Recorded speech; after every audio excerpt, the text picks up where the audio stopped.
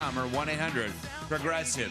You heard some of the audio there from Around the Horn and PTI yesterday, and SportsCenter, the stunning news that the Denver Nuggets, with 3 games left in the season, make a change at head coach and general manager. Michael Malone, after 10 seasons and a championship, is out in Denver. Calvin Booth, their general manager, will not be back in Denver.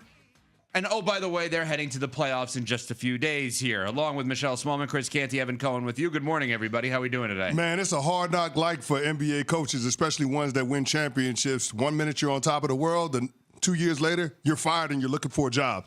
Yeah, that's right. We always say the NFL is not for long, but the NBA has really taken the cake, especially this season. This season has also been the year of surprises between Luka, Taylor Jenkins, now Michael Malone. There has been a lot of shocks that have reverberated throughout the NBA this year. I don't know that it can get more shocking, but I guess it will. I mean, at this point, like this was one of those moments again yesterday where Shams tweets this and reports this, and you're like, come on, this can't be true. You're checking to see if it's real? I thought it wasn't real. Yeah, so did I. Because I didn't know. Listen, NBA heads knew Michael Malone, Calvin Booth, not best of friends. Okay, you don't have to be best of friends if you win it. They won a championship together. Like they're fine, right? Not fine. They won a championship with the team that Tim Connelly put together, not Calvin Booth. That is true too. The GM for the Minnesota Timberwolves. He's the architect for what the Denver Nuggets were when they won that championship in 2023. And it's no coincidence that he then went to Minnesota and built a team that has beat the Denver Nuggets 6 straight times. So, I mean, there's a question mark around whether or not Calvin Booth got a little Jerry Reese in him from the New York Giants, somebody that's riding the coattails of a general manager that's one of the best in the business. Fair. And we may look back at that moment and say, why would he do that? Meaning Connelly. Why would he voluntarily leave Jokic? And that could go back to finances around how they pay the executives, finances around the way in which they're going to pay the team, right? Which is really ridiculous because Josh Kroenke, part of the Kroenke family, Stan Kroenke, they have more money than God. One of the reasons they probably have more money than God is they don't spend more money than God. Correct. No, you can't tell them about with the project that they had with the LA Rams. They spent a bunch of money on that. They did, but to make money. Yeah, sure. I get it. But the whole point is if you invest in a team and it's championship caliber and you have the best player in the world, you would want to make sure that you do everything you can to keep good pieces around them. And the problem for the Denver Nuggets, to me, is not how they were being coached. The problem with the Denver Nuggets is roster construction. They got 3 max contracts and only 1 max player. Nikola Jokic, that's it.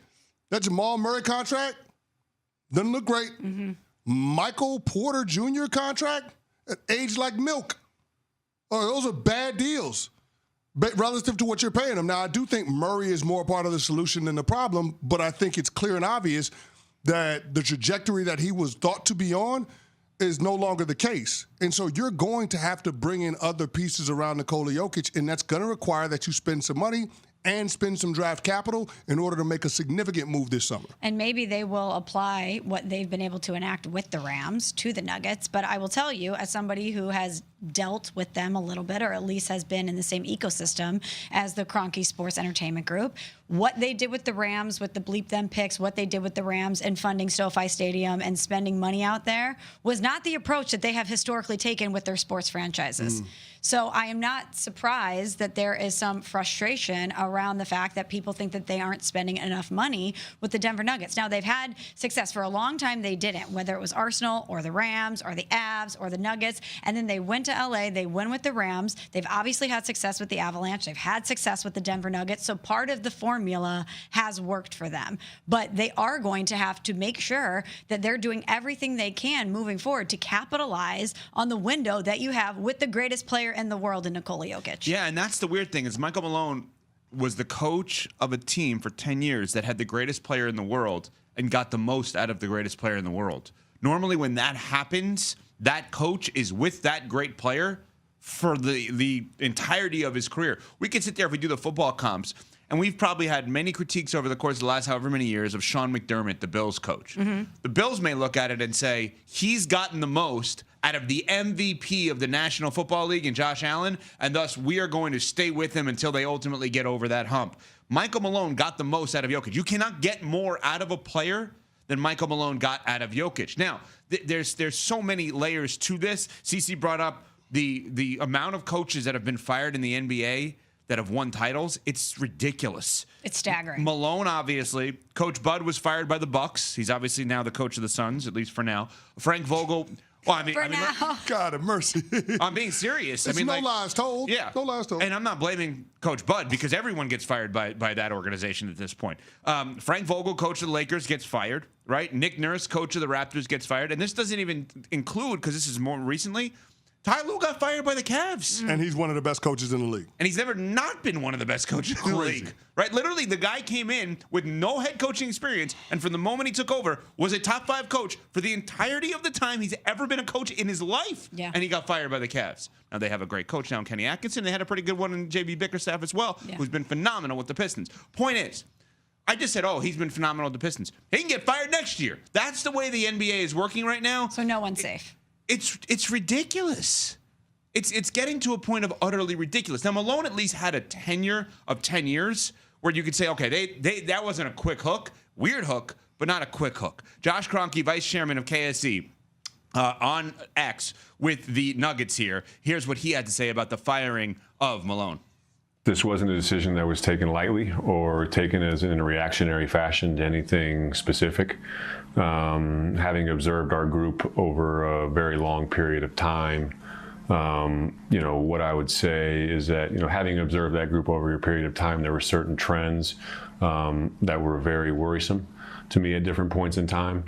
But they would get masked by a few wins here and there. And, in the world of professional sports, when winning and losing is your currency, winning can mask a lot of things. We went on an eight-game win streak right before the All-Star break. But since then, I think we're 11-13. We've lost our last 4, and we're trending towards a direction that I thought would probably be a very, near end to our a very near end to our season in the near future. Okay, now while I don't agree with him, I think they could have still won it all this year because of Jokic, right? And maybe they still can. I don't know. Is there an argument where you say, if you've made the decision you're going to terminate someone after the season, and you don't believe that organization, that team is going to go anywhere, that you think, okay, they're going to lose in the first round regardless of who they play. By terminating the coach and naming David Adelman the interim coach, we give ourselves a better chance at doing something we don't expect to do. Is there any argument that you understand where they're coming from? Well, the timing of it is obviously they're in a precarious position because they're getting ready to go to the playoffs. So it could go one of two ways. You could say, like you say, okay, we're going to get the interim coach bump.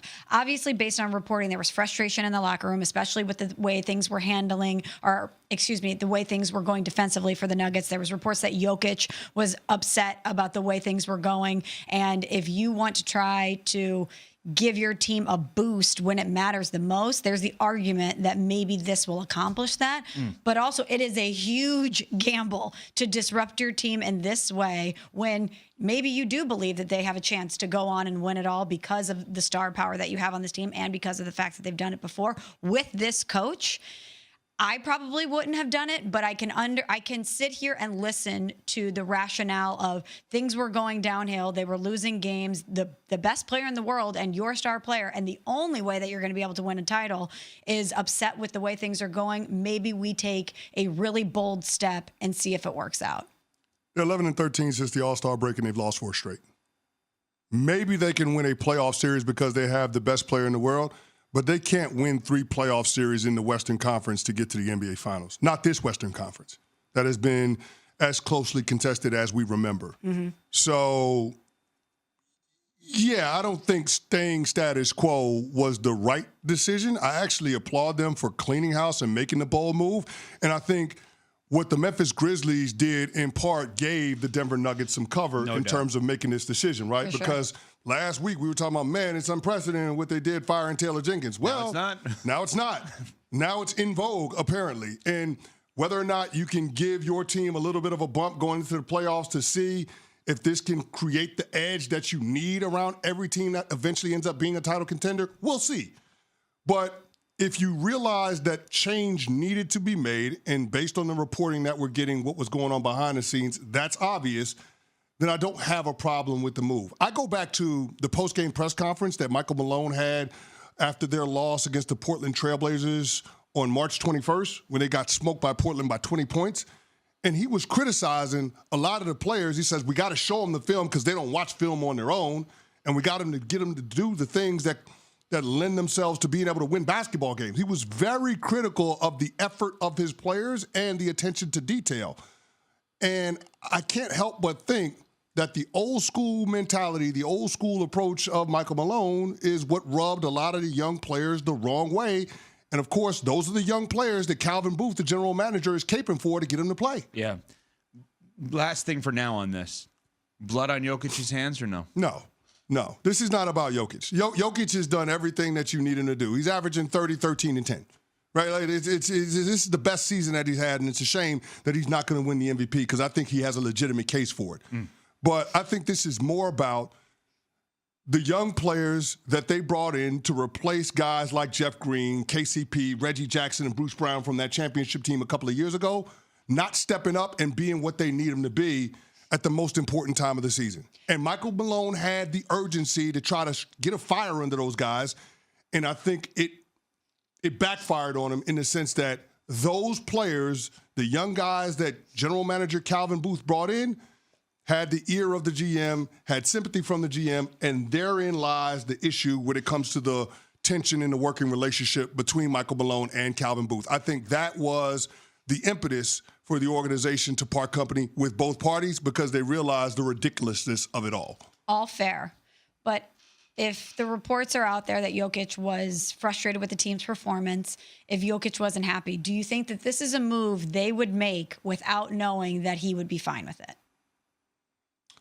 Well, the reports are that Jokic likes Michael Malone.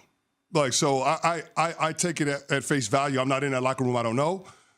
I can understand why Jokic is frustrated because young players don't understand what it takes in order to compete and win this time of year, right? That's why we say young teams don't win championships. So when you got 22, 23-year-olds, Julian Strawther and Peyton Watson and Jalen Pickett, those are guys that you got to rely on, guys that you got to depend on, and those guys aren't necessarily filling in the gaps where you need them to in order for the team to be what they need them to be. Yeah. And so I think that's a part of the problem and why this Nuggets team has seemingly been underachieving the last couple of months, and that's why I don't think they have a very high ceiling when it comes to what we can expect from the postseason, regardless of whether or not they made the Michael Malone firing yesterday. Yeah, but you asked if there's blood on his hands, and I don't think that he will be the one to absorb this if it goes completely left, but I would be surprised if they made this move without his blessing in some way, shape, or form. All right, coming up, Luka gets tossed as he's en route to Dallas for a home